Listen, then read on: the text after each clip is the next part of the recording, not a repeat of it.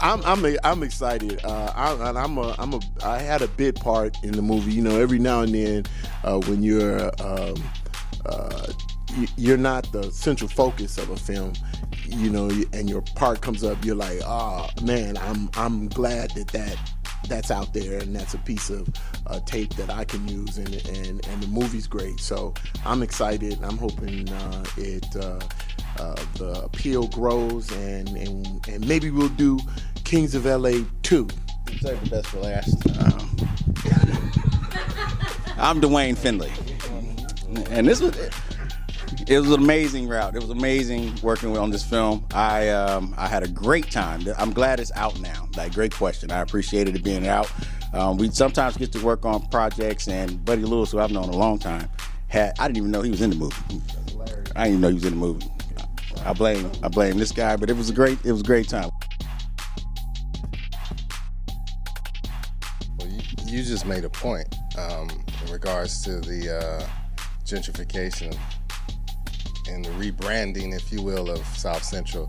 And we pushed back on that in the movie, of course, and we address actually that same aspect. His character, as well as William L. Johnson's character, are real staunch preservers of, you know, the history of South Central LA. That's a whole storyline within the whole movie.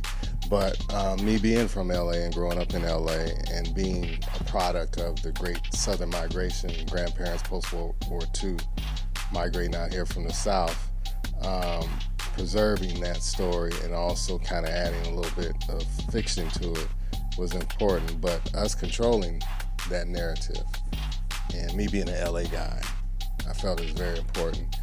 Just to add to that, you do something real slick in this too, Van. Like, you add an element about the times, and there's a moral code that's actually being kept. That when he speaks about LA, it's something that's authentic to LA. There is a moral code. Like, if you're really from here, you kind of know what that is.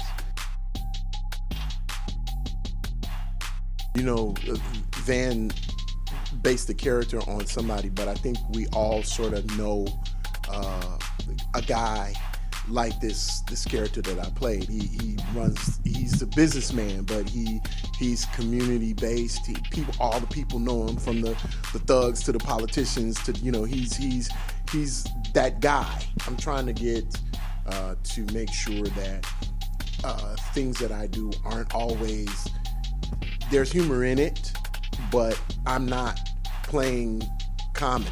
You know, I'm you know, it comes out, you know, and I think the best example of guys that do that are like Joe Pesci and Samuel Jackson.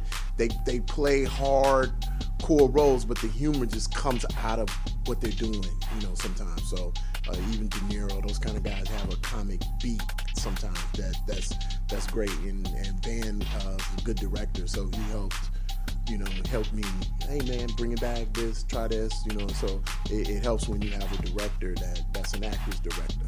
You spoke of following, you know, some of the films I've done in the past. I think a lot of those films were kind of the training ground for this one, because this is a film that I've been wanting to make my whole entire life. You know, it's about, you know, my hometown.